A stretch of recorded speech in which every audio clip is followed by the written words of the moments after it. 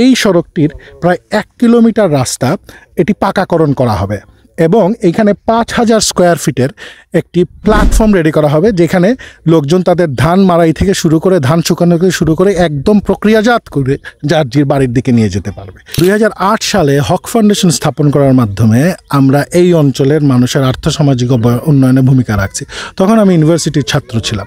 2016, 2018, 2020 এমন কোনো বছর নেই যে আমাদের এই প্রতিষ্ঠান থেকে মোটামুটি বড় আকারের কার্যক্রম করা হয় নাই। তো এটি আমাদের চলমান প্রক্রিয়ার অংশ। বিশেষ করে এখন যেহেতু নতুন একটি রাজনৈতিক বাস্তবতার সৃষ্টি হয়েছে, এই বাস্তবতায় নতুন ধারণার নতুন ধরনের রাজনীতির মানুষ প্রত্যাশা করে। আপনি দেখেন এই সামাজিক কার্যক্রমের সাথে আমাদের দলের সাংগঠনিকভাবে দল সরাসরিভাবে সম্পৃক্ত, দলের বিভিন্ন স্তরের মানুষজন সম্পৃক্ত, বিভিন্ন অঙ্গ সংগঠনের মানুষজন সম্পৃক্ত, অর্থাৎ রাজনীতিকে আমরা সামাজিকরণের ভিতরে নিয়ে এসেছি এবং আমাদের এই উপজেলার প্রত্যেকটি ইউনিয়নের প্রত্যেকটি ওয়ার্ডের নেতৃবৃন্দ এই নতুন ধারণাকে বিশ্বাস করছে যে আগামীর রাজনীতি হবে পলিসি ভিত্তিক রাজনীতি, আগামীর রাজনীতি হবে উন্নয়নের রাজনীতি। আমি ব্যক্তিগতভাবে মনোনয়ন প্রত্যাশী, সেটি আমি চাইতেই পারি। দল যদি মনে করে আমাকে যোগ্য মনে করে, আমাদেরকে দিয়ে রাষ্ট্র এবং দেশ পরিচালনায় ভূমিকা রাখার জন্য যোগ্য মনে করলে দল আমাদের মনোনয়ন দিবে, তখন আমরা জনগণের কাছে যাব। এই কাজগুলো আমাদের রাজনৈতিক সামাজিক দায়বদ্ধতার অংশ এবং এটি শুধু আমার একার না। আপনি দেখতে পাচ্ছেন আমরা সফলভাবে এই দলের অঙ্গ সংগঠনের প্রত্যেক লেভেলের নেতাকর্মীকে সম্পৃক্ত করতে সক্ষম হয়েছি এবং তারা তাদের স্বেচ্ছাশ্রমের মাধ্যমে কিন্তু কাজগুলো করছে। বিষয়টা ছোট না, তারা তাদের নিজের সময় ব্যয় করে উপার্জনের যে সুযোগটা ছিল সেইটা বাদ দিয়ে জনতার জন্য কাজ করছে। ওরা তো এমপি হবে না, ওরা তো মন্ত্রী হবে না, ওরা তো চেয়ারম্যান হবে না, ওনাদের কোনো প্রত্যাশা নাই। এটা ফি সাবিলিল্লাহ, জনগণের জন্য, জনগণের প্রত্যাশায়, জনগণের স্বপ্নের নতুন দেশে নতুন বিএনপির এই ইমেজ সৃষ্টি করার জন্য ওনারা বা আমরা এই জিনিসটি করছি। আসসালামু আলাইকুম দর্শক, যেখান থেকে দেখছেন আপনাদের সবাইকে শুভেচ্ছা। দর্শক, আমরা এই মুহূর্তে আছি সিলেটের বালাগঞ্জ উপজেলার দেওয়ানবাজার ইউনিয়নের চাতলফার নামক স্থানে। এটি হচ্ছে মূলত চারদিকে হাওর। এই হাওরে শত শত একর বুড়ো ফসলের জমি রয়েছে এবং এই হাওর থেকে এই স্থানীয় কলুমা, মোহাম্মদপুর এবং বিভিন্ন গ্রামের হাজার হাজার কৃষক পরিবার তাদের বুড়ো সংগ্রহ করে থাকেন। দেখতে পাচ্ছি যে এখানে ব্যারিস্টার রিয়াসাত আজিম হক আদনান, যিনি সিলেট মহানগর বিএনপি সহসভাপতি এবং এই এলাকার সন্তান, তিনি এখানে পরিদর্শনে এসেছেন। আমরা তার কাছ থেকে আজকের এই পরিদর্শন এবং তার যে রাজনৈতিক সামাজিক কার্যক্রম এই সম্পর্কে একটু কথা বলবো। আপনারা আমাদের সাথে থাকবেন। দর্শক, আমরা এ পর্যায়ে কথা বলবো সিলেট মহানগর বিএনপির সহসভাপতি এবং এই বালাগঞ্জের কৃতি সন্তান ব্যারিস্টার রিয়াসাত আজিম হক আদনান। ব্যারিস্টার আদনান, আমাদের একটু বলুন যে আমরা এখানে দেখতে পাচ্ছি এটা হচ্ছে হাওর বেষ্টিত একটি এলাকা, আমাদের চারদিকে বলতে গেলে প্রায় হাওর। তো আজকে এখানে এই যে বৃষ্টির প্রায় একটা পূর্বাভাস, এটা বৃষ্টিমুখর দিনও বলা যায়, তো এই দিনে আপনার এখানে আসার মূল কারণটা একটু বলুন আমাদের। ধন্যবাদ জিলু ভাই, thank you very much to you and your audience. আপনারা জানেন যে বাংলাদেশ জাতীয়তাবাদী দল নতুন বাংলাদেশের নতুন আশার নতুন স্বপ্নের প্রত্যাশা করছে এবং রাজনীতিকে একটি রিব্র্যান্ডিং করে জনতার জন্য রাজনীতি, জনতাকে সামনে রেখে রাজনীতি, এই ধারণার প্রবর্তন করে সেটার উপরে কাজ করার প্রচেষ্টায় আছে। তো আপনি বা আপনার দর্শকরা হয়তো আপনাদের জানা থাকবে যে আজ থেকে মাস দেড়েক পূর্বে আমরা এই অঞ্চলে বিভিন্ন জায়গায় কৃষক জনতার সমাবেশ করেছিলাম। কৃষকদের সাথে আমরা বিশ্বাস করি, যারা 19 দফার রাজনীতিতে বিশ্বাস রাখে, তারা বিশ্বাস রাখে যে বাংলাদেশের অর্থনীতির চাবিকা শক্তি কৃষকরা। তো কৃষকরা যদি ভালো থাকে, বাংলাদেশ ভালো থাকে। তো কৃষকদের সাথে যখন আমরা মিথস্ক্রিয়াটি আমাদের হয়েছিল, তখন কৃষক ভাইদের কাছ থেকে 2-3টি দাবি উত্থাপন হয়েছিল এই অঞ্চলকে কেন্দ্র করে। দাবিগুলো ছিল, এক হচ্ছে ওনাদের সারের প্রয়োজন, 2 নাম্বার ছিল ওনাদের যে এই যে আপনি এই অঞ্চলটি দেখছেন, এটি এই উপজেলা তথা এই অঞ্চলের ব্রেড বাস্কেট। এইখান থেকেই মূল ধান শস্যগুলো উৎপাদন হয়। এখানে হাজার হাজার কৃষক, বিভিন্ন দেখেন শত শত একর জমি এখানে আছে।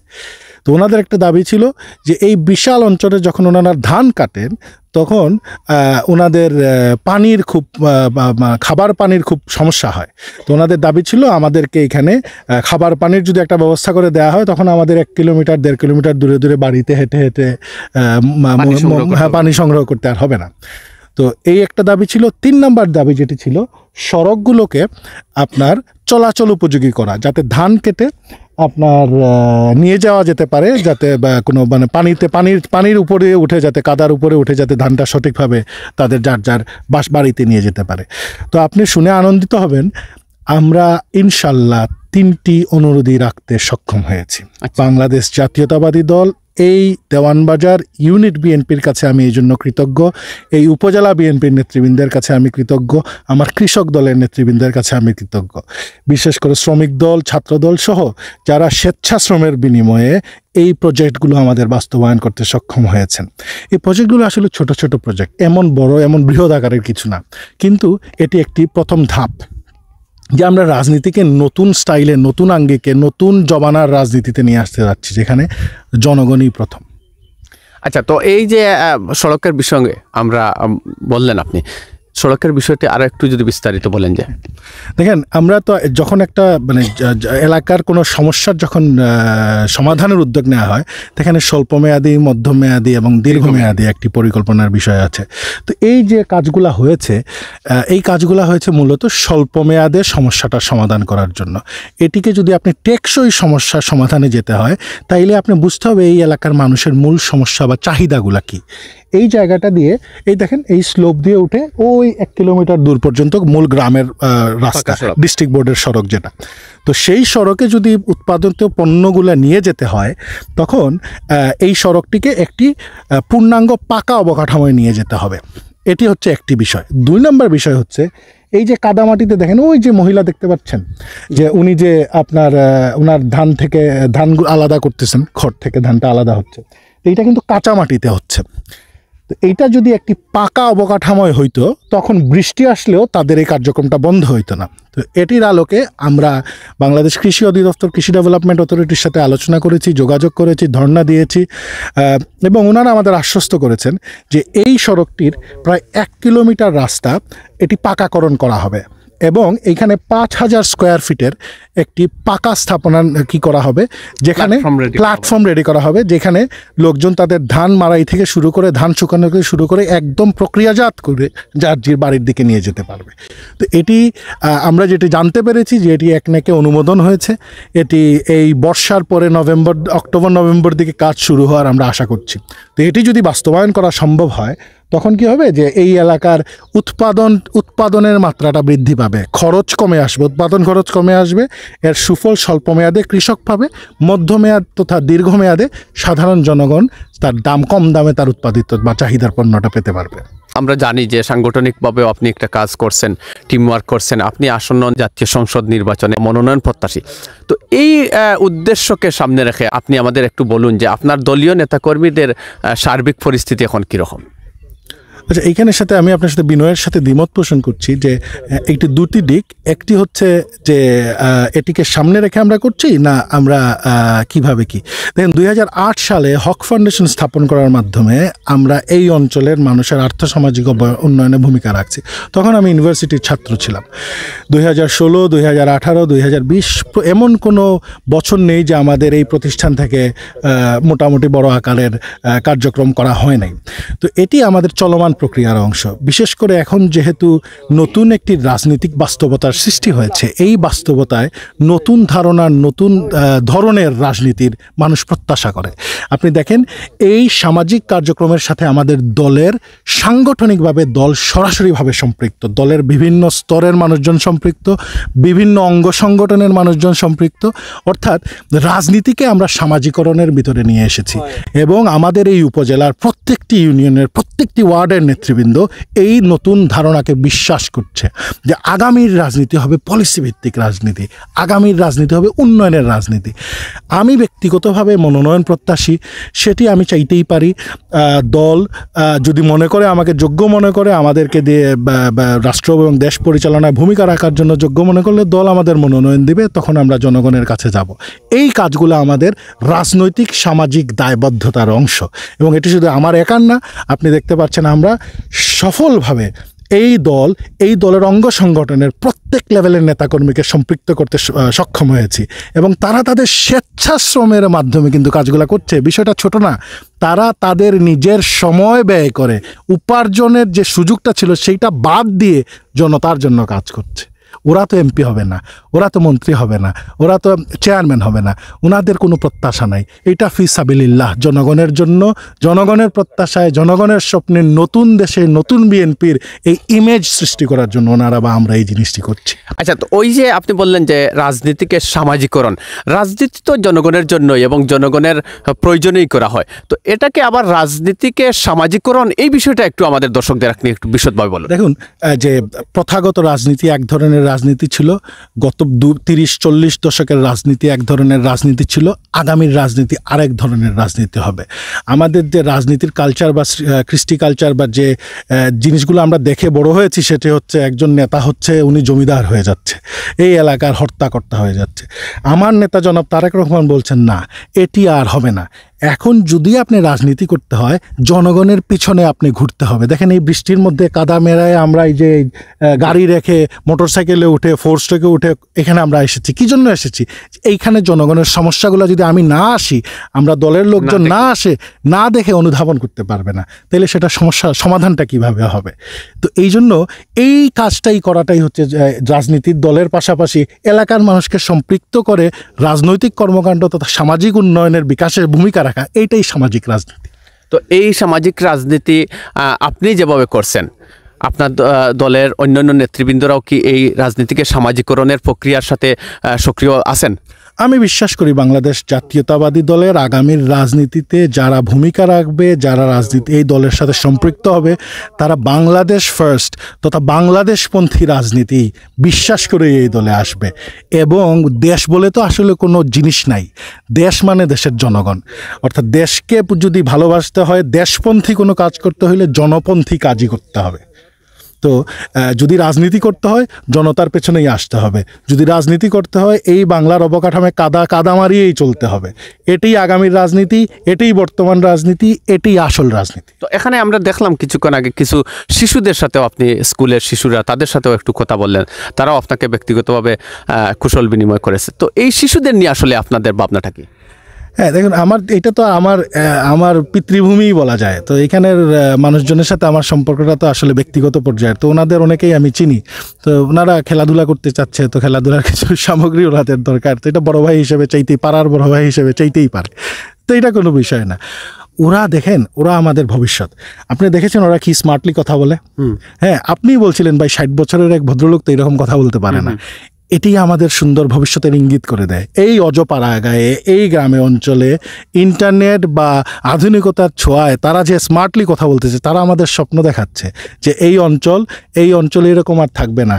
স্বাধীনতার 55 বছর পর স্বাধীনতার মানে আর আগামীতে খুঁজতে হবে না। তাদেরকে যদি আমরা মানুষের মতো মানুষ হিসেবে গড়তে পারি, তাদেরকে যদি সঠিক দিক নির্দেশনা দিতে পারি, দেশ, জাতি, সমাজ, ধর্ম, বিশ্বাস, এই নৈতিক বিষয়গুলো যদি তাদের ভিতরে স্থাপন করতে পারি, দেশের চেহারা চেঞ্জ হয়ে যাবে। আমরা তো আসলে শোনেন, কেউ কোনো কিছু একা করতে পারে না।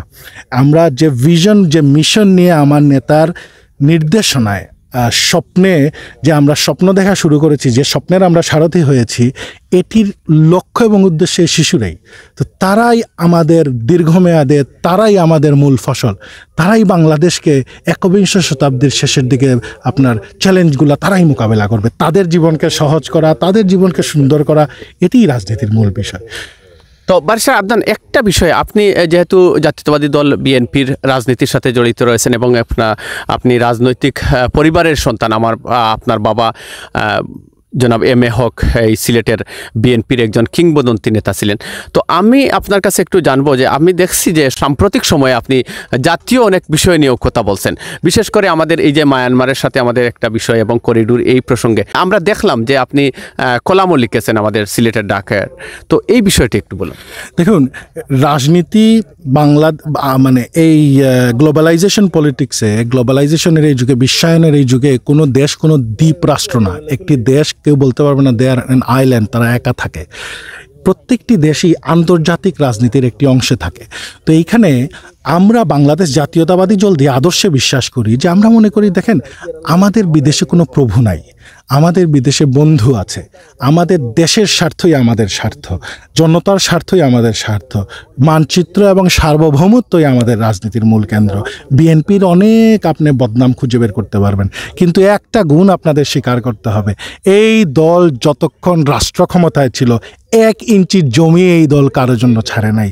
এই দলের যতক্ষণ রাষ্ট্র ক্ষমতায় ছিল এই দলের কোনো মানে সম্পদ অন্য কোনো রাষ্ট্রকে বিলিয়ে দেয় নাই। এই দল বাংলাদেশের রাষ্ট্রের বুকের উপর দিয়ে অন্য দেশকে অবাধে চলাফেরার সুযোগ করে দেয় নাই।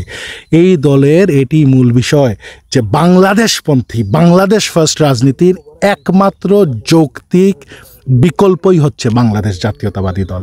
তো এই দলের রাজনীতি যেহেতু আমরা করি, তো যখন দলের কর্মী হিসেবে আমার মনে হয় যে বর্তমান অন্তর্বর্তীকালীন সরকারের কোনো পদক্ষেপ বাংলাদেশের স্বাধীনতা সার্বভৌমত্বের জন্য হুমকিস্বরূপ, তা নিয়ে জনসচেতনতা সৃষ্টি করাই একজন রাজনৈতিক কর্মী হিসেবে আমার দায়িত্ব। সেখান থেকেই আমরা কাজগুলো করছি যে একটা জনসচেতনতা সৃষ্টি করতে হবে, মানুষকে প্রশ্ন করার অধিকার ফিরিয়ে দিতে হবে। এটাই তো মূল রাজনীতি, তাই না? যে রাষ্ট্রের যদি মূল আপনার সার্বভৌমত্ব প্রশ্নবিদ্ধ হয়ে যায়, তাইলে এটি করার অধিকার কোনো সরকারের নেই, এটি জনতার সিদ্ধান্তেই করতে হবে। যেহেতু আপনি একজন আইনজীবী এবং ব্যারিস্টার, আপনি ইউরোপের যুক্তরাজ্য থেকে লেখাপড়া করে, অক্সফোর্ড থেকে লেখাপড়া করে এসেছেন। আমরা যদি আইনের বিষয়টা বলি, এই যে সাইবার সিকিউরিটি আইন, ডিজিটাল নিরাপত্তা আইন, এই যে আইনগুলা বিগত সরকারে আমলে করা হয়েছিল, তখন আপনার দল বিএনপি সহ আরও বিভিন্ন রাজনৈতিক দলের প্রতিবাদ করেছিল। সাম্প্রতিক সময়ে আমরা লক্ষ্য করছি যে এই আইনটা আসলে বাতিলও হচ্ছে না, অথবা এই যে বিগত সরকারে আমলে দায়েরকৃত মামলায় বিভিন্ন সাংবাদিক যারা কণ্ঠ দিয়েছেন, কথা বলেছেন, বা যারা গণতন্ত্রের চর্চা করেছেন, তারা কিন্তু এখনো হয়রানির শিকার হচ্ছেন। এই বিষয় নিয়ে আপনার ব্যক্তিগত পক্ষ থেকে বা আপনার রাজনৈতিক দলের পক্ষ থেকে এরকমের কিছু করছেন কিনা? যখন কোনো আইন আপনার কায়েম হয়ে যায়, আইন হিসেবে লিপিবদ্ধ হয়ে যায়, তখন যতক্ষণ না সেটি বাতিল হবে সেটি বলবৎ আইন হিসেবেই মেনে নিতে হবে। বিগত পলাতক সরকার যখন এই আইনগুলো করেছিল, তারা দেশের কল্যাণে আইনগুলো করে নাই। এই আইন আমার পড়ানোর সুযোগ হয়েছে আমার ছাত্রদেরকে, তখন আমার এটি পড়ার সুযোগ হয়েছে। তো এই আইনগুলো মূলত করা হয়েছিল বিরোধী মতকে দমন করার জন্য। তো দেখেন, বর্তমানে বাংলাদেশে অন্তর্বর্তীকালীন একটি সরকার আছে। অন্তর্বর্তীকালীন সরকার পূর্ণাঙ্গ সরকারের কাঠামোতে থাকে না, পূর্ণাঙ্গ সরকারের সকল ক্ষমতা, সকল কাজ ব্যবহার করে না। তো যতক্ষণ বাংলাদেশের জনগণের প্রতিনিধিত্বমূলক একটি নির্বাচিত সরকার না আসছে, যতক্ষণ জনগণের প্রত্যক্ষ ভোটে নির্বাচিত সরকার না আসছে, ততক্ষণ পর্যন্ত জন আকাঙ্ক্ষার এই বিষয়গুলোর বাস্তবায়ন করা সম্ভব হচ্ছে না, হবেও না। বাংলাদেশ জাতীয়তাবাদী দল এই আইনগুলোর সৃষ্টির শুরু থেকে আজ অবধি এই আইনগুলোর বিরুদ্ধে নৈতিকভাবে অবস্থান নিয়েছে। কিন্তু যখন আপনি দেশের নাগরিক হিসাবে সেই কালো আইন হইলেও আপনি তা মানতে হবে যতক্ষণ না তা বাতিল হচ্ছে। তো যে মামলাগুলো আগে করা হয়েছিল, সেই মামলাগুলোর প্রক্রিয়া এখনও চলমান রয়ে গেছে। এবং যেহেতু এই আইনটি বাতিল হয় নাই, সেহেতু কোনো ক্ষেত্রে ক্ষমতাশীল কোনো ব্যক্তিরা এখনও এই আইনের প্রয়োগের চেষ্টায় বা অপচেষ্টায় লিপ্ত আছেন। বাংলাদেশ জাতীয়তাবাদী দল তার 31 দফায় এবং বিভিন্ন বক্তব্যে আমাদের জাতীয় নেতৃবৃন্দ এটি পরিষ্কার করেছেন যে এই আইনগুলো বাংলাদেশ জাতীয়তাবাদী দল যদি জনগণের ভোটে নির্বাচিত হওয়ার সুযোগ পায়, রাষ্ট্র ক্ষমতায় যাওয়ার সুযোগ পায়, এই আইনগুলোকে জনবান্ধব আইনে রূপান্তরিত করবে। এই আইনের যে ধারাগুলো বাংলাদেশের অর্থনীতি, সমাজনীতি এবং বাংলাদেশের ভবিষ্যৎকে সুন্দর করার জন্য, নিরাপত্তা নিশ্চিত করার জন্য ভূমিকা রাখতে সক্ষম, সেগুলোর আলোকে একটি নতুন পরিবর্তিত একটি আইন প্রণয়ন করবে। আচ্ছা, আপনার সর্বশেষ একাডেমিক স্ট্যাটাসটা একটু আমাদের দর্শকদের বলবেন, আর পাশাপাশি এখন আসলে আপনি কি করছেন? যদি আমরা বলি পেশাগতভাবে, রাজনৈতিকভাবে আপনি জাতীয়তাবাদী দলের সাথে যুক্ত আছেন, কিন্তু পেশাগতভাবে অন্য কিছু করছেন কিনা?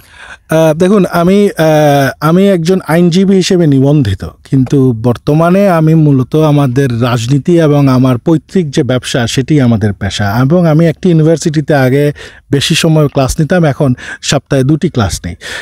এইটি আমার মূল পেশা। আর আমার নেশা হয়ে গিয়েছে এখন জনতা। মানুষজন যদি ফোন না দেয়, মানুষজন যদি অফিসে না আসে, এখন আর মনে করেন সেই আগের তৃপ্তিটা পাওয়া যায় না।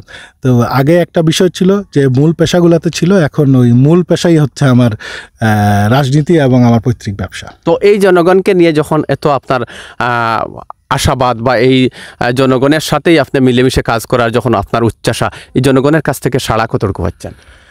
আপনি দেখতে পাচ্ছেন জি, এখানে আসার পথে আমাকে কতবার দাঁড়াইতে হয়েছে, আমাকে কত জায়গায় বসে কথা বলতে হয়েছে, কতজন আমাকে আপনার আধা ঘন্টার মধ্যে আপনি দেখেছেন কতজন চার দাওয়াত দিয়েছে। এটি উত্তর দেয় যে জনগণ কীভাবে প্রত্যাশা করে। জনগণের যে প্রত্যাশা, যে জনগণের রিটার্নটা যে সবসময় আপনাকে ভোটের মাধ্যমে দেবে, এটা তো না। রাজনীতি যেটি বললাম সামাজিকরণের আমরা যে বিশ্বাস করি, তো সামাজিক সম্পর্ক, আদর্শ, ভালোবাসা, এটাই মনে করি আমাদের প্রাপ্তি। ভোট না দিয়েও কি আপনার সাথে মানে আপনাকে ভালোবাসে সেটা প্রমাণ করার কোনো সুযোগ আছে? অবশ্যই ভোট দেওয়াতে এটি একটি চাওয়া পাওয়ার বিষয়। জনগণ দল যদি মনে করে যে আমাদেরকে মনোনয়ন দিবে, তারপরে আমরা জনতার কাছে ভোটের সম্পর্কে যাব। ভোট তো অনেক দূরের কথা।